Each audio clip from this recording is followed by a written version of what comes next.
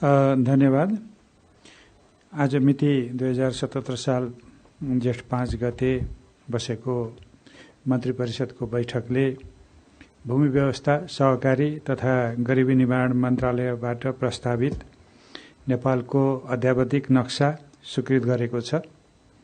यो नक्साले नेपालको उत्तरी, पूर्वी, दक्षिणी र पश्चिमी अन्तर्राष्ट्रिय सीमाहरूसहित राजनीतिक र प्रशासनिक प्रबन्ध पनि समेटेको छ र यो नक्सा अब नेपालको सबै किसिमका हाम्रा प्रशासनिक र सबै किसिमका प्रबन्धहरूमा प्रयोग गर्ने गरी सरकारले यसलाई लागू गर्ने गरी अघि बढाएको छ।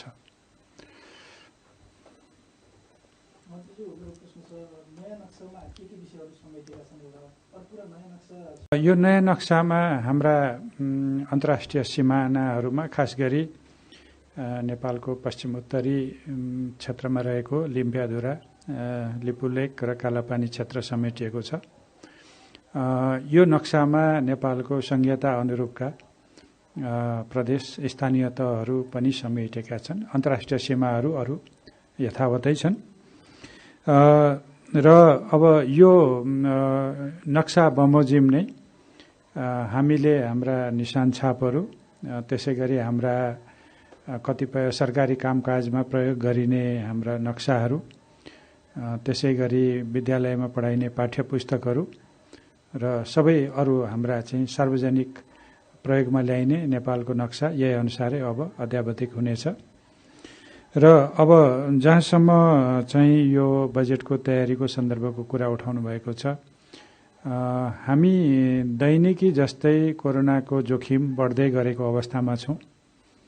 आजभन्दा 1 महिना अगाडि गरिएको आर्थिक क्षेत्रको अनुमान अहिले त्यो अनुमान अलि फरक पर्दै आएको छ। अब अघिल्लो हप्ता गरेको अनुमान पनि अझ फरक पर्दै आएको छ। त्यसो हुनाले अहिले हामी परिस्थितिको नजिकबाट अनुमान गर्दैछौँ र अब 1-2 दिनभित्रमा हामीले बजेटको एउटा आकार, आगामी आर्थिक वर्षमा अर्थतन्त्रलाई कति उकास्न सकिन्छ त्यसको एउटा आकलन र त्यसको आधारबाट हामीले हाम्रा कतिपय आर्थिक गतिविधिलाई निरन्तरता दिनु छ, त्यो निरन्तरता दिने र अहिलेको जोखिम नियन्त्रण गर्नको लागि चाल्नुपर्ने कदमहरू र स्वास्थ्य सुरक्षामा अपनाउनु पर्ने कदमहरू र आर्थिक पुनरुत्थान र फेरि विकासको बाटोमा अघि बढ्ने प्रयास अघि बढाउने गरी बजेटको तयारी हुँदैछ र निश्चित समयमै बजेट चाहिँ संसदमा पेश हुन्छ। धन्यवाद। कार्यक्रम समाप्त भएको जानकारी गरे। उसले के पनि गर्यो भनेर भन्दाखेरि मोरियाले भने जस्तै माथिल्लो टेरेन्समा काली नदी भन्दा पारिपट्टि गोर्खालीहरूलाई पठाउनुपर्छ, सबै इभ्याकुएट गर्नुपर्छ, काली नदीको उतापट्टि उनीहरूलाई तार्नुपर्छ। त्यो तारिसकेपछि सिमाना कहाँ कायम हुन्छ त भनेर भन्दाखेरि दुईटा कुरा त्यहाँ उल्लेख गर्यो। काली नदीलाई सिमाना मानेर गोर्खाजहरूलाई र उनीहरूलाई फिर्ता लान दिएको 2टा तोप पनि पारिपट्टि पठाउने, त्यो खोलाको पारिपट्टि पठाउने, अनि त्योभन्दा यतापट्टिको भागबाट माथि जो ओभरसिङ हिमाल छ त्यो हिमालबाट भित्रतिर छिर्ने जुन ठाउँ हो त्यो चाहिँ हामीलाई नाका आवश्यक पर्छ। किनभने तातरहरूसँग यो व्यापार गर्नको लागि, तातरहरू हुने सेन्ट्रल एसियनहरू, त्यो ठाउँ चाहिँ हामीलाई राख्नुपर्छ भन्दाखेरि यस्तो खालको नक्साबाट चाहिँ यो सिमाना कायम गर्नुपर्छ भन्दाखेरि अघि भनेको कुटी, त्यो जुन 3वटा गाविसहरू छ अहिले हाम्रो, त्यसलाई काली भिलेज भनेर नामाकरण गर्यो र हातले ड्र गरेको हिमालको नक्सासहित त्यसलाई काली नदी बनाएर त्यो 3वटा गाविसलाई काली भिलेज भनेर उसले त्यो नक्सा पनि एट्याच गर्यो र त्यो नक्सा लन्डन गयो त्यति बेला। यस अनुसार चाहिँ सन्धि हुनुपर्छ भनेपछि काली नदी कुन हो भन्दाखेरि लिम्पियाधुराबाट बगेको काली नदी हो। यो सुगौली सन्धिले भने होइन, त्यहाँ बसेर होइन, ब्रिटिस गभर्नमेन्टबाट कन्फर्म गरेर आएको। जब यो रिपोर्ट गयो त्यसपछि चार्ल्टन र अर्को थोमस रिड भन्ने, यो चार्ल्स ग्रान्ट र थोमस रिड भन्ने त्यति बेलाका पोलिटिसियनहरू जो हाउस अफ कमन्सका मेम्बर थिए, यिनीहरू योसँग रिलेटेड इस्ट इन्डिया कम्पनी हेर्ने ओभरसी कमिटीको मेम्बरहरू थिए। उनीहरूले के लेख्यो भनेर भन्दाखेरि डिसेम्बर 1815 त्यही अनुसार सकेसम्म चाँडोभन्दा चाँडो यो सन्धिको ट्रिटी, यो सन्धि तयार गर। अनि उनीहरूले के भनेर इन्स्ट्रक्सन त्यति बेला दियो भन्दाखेरि गोर्खा रेजिमेन्टलाई कुमाऊबाट बोर्डर रिभर काली रिभरबाट बाहिर पठाऊ। लर्ड मौर्यले जे सजेसन गरेका छ त्यही अनुसार त्यसलाई सिमाना कायम गरेर त्यसपछि सन्धि तयार गर भनेर जब लन्डनबाट आयो, लन्डनबाट आइसकेपछि अब फेरि त्यसपछि जे एडम्सले यो काम चाहिँ सुरु गर्यो र फर्स्ट ड्राफ्ट भयो। फर्स्ट ड्राफ्ट सुगौली ट्रिटीको भयो। सुगौली ट्रिटीको फर्स्ट ड्राफ्टको आर्टिकल 5 मा नेपालले काली नदी भन्दा बाहिर आएर इन्क्रोच गर्ने छैन यति लेख्यो। Nepal will not encroach across Kali river, मात्र यति लेख्यो। तर पछि के लेख्यो भनेर भन्दाखेरि नेपाल भनेको कुन, त्यहाँनिर बडा इन्ट्रेस्टिङ कुरा थियो। यो फेरि हो, किनभने त्यति बेला ब्रिटिसले वंशालाई घुस खुवाएर डोटीको राजा बनाउन लागिरहेको। त्यो कुरा चाहिँ यही रिपोर्टमा खुल्छ। हामी वंशालाई आफ्नो पक्षमा लिन प्रयत्न गरिरहेछौँ। त्यसकारण काली भन्दा उता दाबी गर्यो भने वंशा रिसाउँछ। त्यसकारण सकेसम्म बढी भाग वंशालाई छोडिदिनु पर्छ।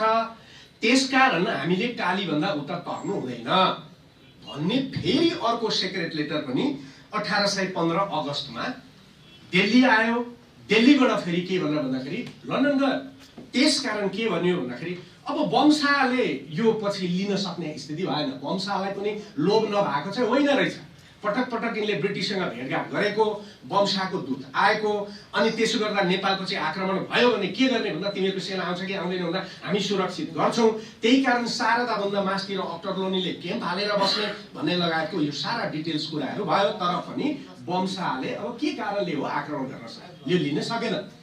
नसकिसकेपछि अब के भयो भन्दाखेरि अब वंशालाई नदिने हो भने त कुन चाहिँ नेपाल भने कुन, त्यहाँ त कतिवटा नेपाल छन्, कतिवटा उनीहरूलाई त अहिलेसम्म काठमाडौँभित्रै 3वटा नेपाल भनेपछि कुन चाहिँ नेपाल, कुन चाहिँ राजा भनेर भनेपछि अनि 5 अहिलेको ट्रिटीमा चाहिँ के आयो 5 मा भनेर भन्दाखेरि सुगौली सन्धिमा कि नेपालका महाराजा, उनका उत्तराधिकारी र उनका कुनै पनि वंशजले काली नदीको पश्चिमतिर आएर अतिक्रमण गर्ने छैनन् भन्ने कुरा त्यति बेला लेख्यो। अब इन्ट्रेस्टिङ कुरो के छ भनेर भन्दाखेरि अरू सबै दफामा कमेन्ट्री लेख्यो। त्यो हामीसँग प्राप्त छैन, त्यो मैले पाएको छु अहिले। यो चाहिँ बेलायतबाट साथीहरूले पठाएका छन्। त्यो कमेन्ट्री छैन, सबै प्रोभिजनको कमेन्ट्री छ। यो 5 को कमेन्ट्री छैन। किन होला? नो रिमार्क्स रिक्वायर्ड भन्छ। किनभने एउटै मात्रै काली नदी थियो, रिमार्क्स के दिनु पर्यो? त्यसकारण यसमा रिमार्क्स रहेन। अरू काली नदी नै केनन्। अब यो भयो। यो भइसकेपछि सुगौलीको सन्धिको ड्राफ्ट भयो। सुगौलीको सन्धिको ड्राफ्ट चाहिँ कलकत्ता गयो। कलकत्तामा गएर हेरिसकेपछि बेसिकली दुईटा कुराहरू उनीहरूले त्यहाँनिर हेरे। गोर्खा रेजिमेन्ट, त्यो गोर्खा रेजिमेन्टलाई कालीको नदीको पारिपट्टि पुर्याउने कुरा चाहिँ सन्धिभन्दा अगाडि हुनुपर्छ भनेपछि गढवालमा पक्राउ परेको रन्जोर सिंहको कमान, त्यसै गरी भक्ति थापा मरिसकेपछि उनको बाँकी रहेको कमान लगायतका सबै कमानका मान्छेहरू, सेनाहरू एक अर्थमा भन्दा पक्राउ परेर तर सम्मानपूर्वक उनीहरूलाई आफ्ना सामान, आफ्ना सम्पत्ति र आफूसँग भएका करिब 150 हतियार सहित लिएर पारिपट्टि जान दिने, यिनीहरूसँग अब लडाइँ नगर्ने भन्ने भएको हुनाले त्यो सैनिकलाई ब्रिटिसहरूले उताबाट लिएर आयो डोटीतिर जानका लागि। भनेपछि तल होइन, शारदामा होइन, माथि पहाडमा। भनेपछि यो तोपहरू र सैनिकहरू, घोडाहरू र बन्दोबस्तका अन्य सामानहरूलाई कहाँ ल्याएर छोडियो भनेर भन्दाखेरि कालीको पछि पारिपट्टि। भनेपछि त एउटा काली तरेर अर्को कालीमा आएको थियो भने त पहिलो काली क्रस गरेर अनि दोस्रो कालीको पर छोडियो भन्थ्यो होला नि त। जुन पहिलो खोलो तर्यो त्यसको पारिपट्टिबाट उनीहरूले के ठान्यो? नेपाल ठान्यो। त्यही नेपाल ठानेको हुनाले त्यही काली नै अहिलेको काली हो। र यो चाहिँ मैले करिब 500-600 पेजको त्यति बेलाको 1815-14 देखिको माइनुट्सहरू जुन ब्रिटिस गभर्मेन्टको हो त्यो प्राप्त गरेकोमा हजारौं ठाउँ काली छ। एक ठाउँमा मात्रै होइन, हजारौं ठाउँ काली छ र हामीसँग यथेष्ट प्रमाणहरू त्यसले पुग्छ। अब यसबाट के इस्टाब्लिस हुन्छ भन्दाखेरि पहिलोचोटि जुन नदी पर्यो त्यो नदी ब्रिटिसहरूले काली भने। अब मैले अघि सुरुमा के भने, इस्ट इन्डिया कम्पनीले लुट्यो नेपालको टेरिटोरी, अनि इस्ट इन्डिया कम्पनीले काली नदी कसलाई मान्यो? यही पहिलोचोटि सेना तरेकोलाई। अब मोदीले भनेर हुन्छ र, किनभने मोदीले त जितेर लगे टेरिटोरी होइन नि। यो त हाम्रा नालायक सत्ताधारीहरूले छोडेर पो उसले पाएको हो त। 1850 मा पद्म शमशेर राणालाई प्रधानमन्त्री बनाउन जवाहरलाल नेहरूले आश्वासन नदिएर म प्रधानमन्त्री हुन्न देश भन्छु भनेदेखि आउँथ्यो त्यति बेला। त हामीले छोडेर भारतले पाएको, भारतले जितेर गएको होइन। अब यहाँ एप्लाई हुने इन्टरनेसनल लको थ्योरी के डोमिनियनको थ्योरी डोमिनियन कसको थियो त्यतिबेला 1816 1814 मा डोमिनियन त हाम्रो थियो पोजिसन पो उसको थियो त यदि डोमिनियन हाम्रो थियो भने एब्सोल्युट टेरिटोरियल अथोरिटी हामीसँग थियो भने हामीले छोडेको जमिन त्यो हो भारतले हामीले छोडेको जमिन अकुपाई गर्यो यदि मेरो जमिन मैले सीमाना लगाएर छोड्छु भने बाँकी जमिन म प्रयोग गर्दिन भन्न छोड्छु भने अब उल्ले त्यतापट्टि जोतेन म गएर जोत्छु भन्नेले यता ओरसम्म आएर जोत्न पाउँछ कि छोडेको जमिन जोत्नुपर्छ 1950 को ट्रिटीले हामीलाई उतापट्टि जोत्न छोड्न बाध्य गर्यो त्यसकारण यो तर्कलाई चाहिँ अगाडि राखेर जानुपर्ने स्थिति म देख्छु एक त्यसकारण हामीसँग प्रमाण छ दोस्रो कुरो इन्टरनेसनल लको कुरो गर्दाखेरि हामीले सीमाना बचाउने नागरिक समाजले सीमाना बचाउने कुरा गरे कुरा त्यही हो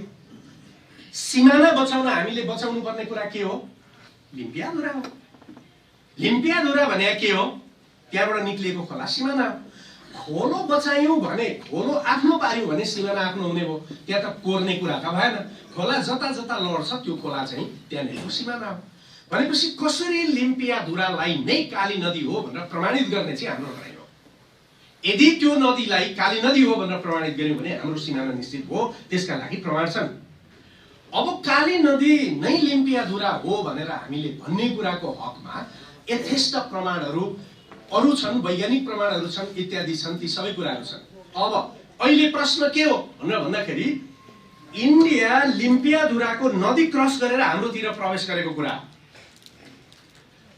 यदि लिम्पियाधुराबाट नदी क्रस गरेर उ हाम्रो भागतिर इस्टर्न पार्टतिर प्रवेश गर्यो भने यो प्रवेश गर्ने कुरा नै सीमा मिच्ने कुरा होइन यो नेपालको टेरिटोरी भित्र पस्ने कुरा हो हामीले के भनिरहेछौं भने हाम्रो सीमाना मिच्यो सीमाना मिच्न त पिलर पो पर लग्या हुनुपर्छ त के कुरा गरिरहेको हामीले यो मलाई इन्ट्रेस्टिङ लागेछ के सीमाना मिचेको होइन हाम्रो जमिन अतिक्रमण गरे सीमाना मिच्ने भनेको उसको फोर्स आएको छैन त सीमाना सार्यो 2 गज भित्र आयो उ त फोर्स आएको हो त यहाँ त फोर्स कसरी आएको भनेर भन्दाखेरि लिम्पियाधुराको नदी क्रस गरेर हाम्रो भूभागमा त्यो भूभाग हाम्रो हो भन्ने कुरा केले जनाउँछ काली नदीले जनाउँछ काली नदी कहाँ मेन्सन भएको छ 1816 को ट्रिटीमा 1816 को ट्रिटी कहिले बनेको छ 1815 मा 1815 को ट्रिटी कसले कन्फर्म गरेको छ ब्रिटिश गभर्नमेन्टले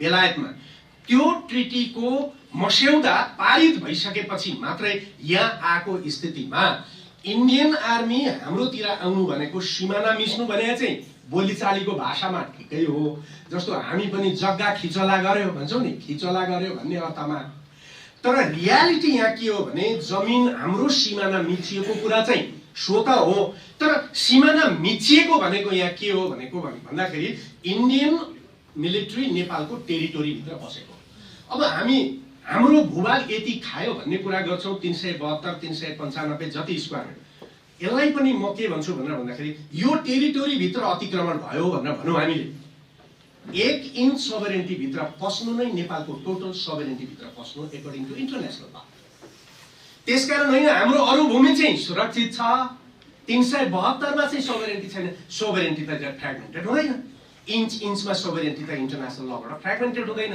सोभरेन्टी एक ढिक्का हुन्छ यदि हाम्रो 1 इंच भित्रको सोभरेन्टीमा यदि इन्डियाको अतिक्रमण हुन्छ भने त्यो नेपालको सोभरेन्टीमा इन्टरफियर भएको हो अब हामीले के चाहिँ अलिकति छलफल गर्न सकेनौं भने यो देशको परराष्ट्र मन्त्रालयको काबिलियत देखिएन यो कुरो बोल्न पर्छ यो परराष्ट्र मन्त्रालयले गर्नुपर्ने कुरा हो भनेपछि यो अतिक्रमण भने के फिजिकल प्रेजेन्स मात्रै होइन अतिक्रमण भनेको अथोरिटी इस्टाब्लिश गर्न चाहने मान्छे आयो डोमिनियन भने त्यही हो हाम्रो टेरिटोरीमा हाम्रो डोमिनियनलाई डिस्प्लेस गरेर इन्डियाले आफ्नो डोमिनियन क्रिएट गर्न खोज्यो भनेको मतलब उसको मनसा के रह्यो हाम्रो जमिन भित्र उसको पस्ने मनसा रह्यो हो त्यो भनेको चाहिँ यो इन्टरनेसनल लमा चार्टरको युएन चार्टरको आर्टिकल 2 को जुन एग्रेसन हो त्यो प्रिन्सिपल विरुद्धको एग्रेसन त्यो एग्रेसन भनेको डोमिनियन प्राप्त गर्न आयो झुकिएर आएको होइन नदी तरेर भित्र आयो, आउने नियतले आयो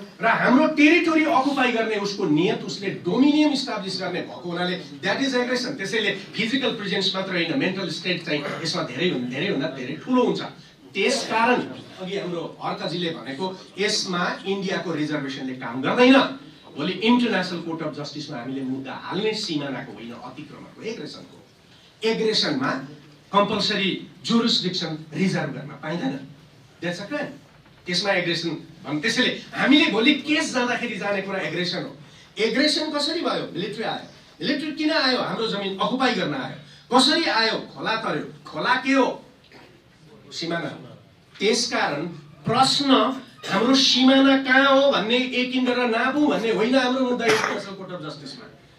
त्यो सेनालाई जसरी हिजो हाम्रो कुमाऊबाट फर्काइएको सेनालाई कालीको यतापट्टि ल्याएको थियो, त्यो सेना कालीको पारिपट्टि छ। That's what the judgement international court of जस्टिसले भोलि बोल्ने कुरा हो। तर यो देशमा विडम्बना कस्तो रह्यो भन्दाखेरि बर्मा र इन्डियाको बीचमा बे अफ बङ्गालमा मुद्दा चल्यो, निर्णय भयो, इन्डियाले पनि मान्यो, बर्माले पनि मान्यो। बाङ्लादेश र इन्डियाको बीचमा लडाइँ भयो, त्यहाँ पनि मान्यो। थाइल्यान्ड र बर्माको बीचमा पनि भयो। संसारमा त इन्टरनेसनल कोर्ट अफ जस्टिसमा केस लिएर जाने कुरालाई चाहिँ शान्तिको सही उपाय, शान्तिको सदुपयोग गरेको, पिसफुल सेटलमेन्ट भनेर मानिन्छ। यदि कुनै देश कुनै मुद्दा लिएर इन्टरनेसनल कोर्ट अफ जस्टिसमा जान्छ भने अर्कोले रिसाउँदैन, उसको प्रमाण लिएर जान्छ, अर्को प्रमाण लिएर जान्छ। बोलिभियाले अमेरिकाको विरुद्धमा मुद्दा हाल्यो, पानामाले अमेरिकाको विरुद्धमा मुद्दा हाल्यो। त्यो यस्तै टेरिटोरियल डिबेटमा पानामाले अमेरिकाको विरुद्धमा मुद्दा हाल्यो। 8 वर्ष 10 वर्ष पछाडि त त्यो टेरिटोरी टेरिटोरी त पानामाको हो भनेर त इन्टरनेसनल कोर्ट अफ जस्टिसले त बोल्यो नि त, अमेरिकाले आक्रमण गरेन त। दुर्भाग्य के छ भने सबै थोक गर्नुपर्छ, संवाद गर्नुपर्छ, इन्टरनेसनल कोर्ट अफ जस्टिसमा गइयो भने चाहिँ बात हो चाहिँ। अनि के वकिलले काम गर्ने यो देशमा? प्रश्न यहाँ छ। त्यसकारण वार्ता गर्नुहोस्, आपत्तिको कुरो होइन, प्रमाण माग्नुहोस्, गर्नु सबै कुरो। अब श्यामजीलाई मैले अघि नै थाहा पाएको त नदिनुहोस् है त्यो भन्थेँ, म दिइसक्नु भएछ प्रमाण सरकारले। अब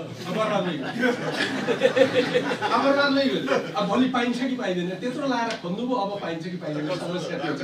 ओके, त्यस्तो भए त ठिक छ। अब एउटा कुरा अघि अब एउटा कुरा के भन्दाखेरि एउटा नक्सा फेला पर्यो, त्यो श्यामजीलाई पनि बताउँ। एउटा नक्सा फेला पर्यो, वाटर सेट सिस्टमको बारेमा 2001 मा नेपालले एउटा नक्सा बनाएको रहेछ। त्यो नक्साको तल के लेखिएको छ भन्दाखेरि 1991 को एरियल सर्वे अनुसार बनाएको भनेको छ। तर त्यो कहाँको बनायो भनेर भन्दाखेरि यो डोटी डडेलधुरा भन्दा पश्चिमको पार्टको मात्रै बनायो, त्यहाँभन्दा पूर्वपट्टिको पार्ट त्यो नक्सामा देखिँदैन। तर त्यो वाटर सेट देखाउने कुरामा लिम्पिया धुरा, त्यसपछि लिपु लेक लगायतको जति पनि वाटर सेट सिस्टमहरू देखायो, त्यो वाटर सेट सिस्टम देख्दा नेपालले बनाएको त्यो नक्सामा चाहिँ काली नदी प्रष्ट नेपालको सिमाना चाहिँ त्यही काली नदी देखाएर गर्यो। त्यो चाहिँ फेला पारिएको छ। तर त्यो कहाँ छ भनेर अहिलेसम्म हामीले भनेका छैन, किनभने यो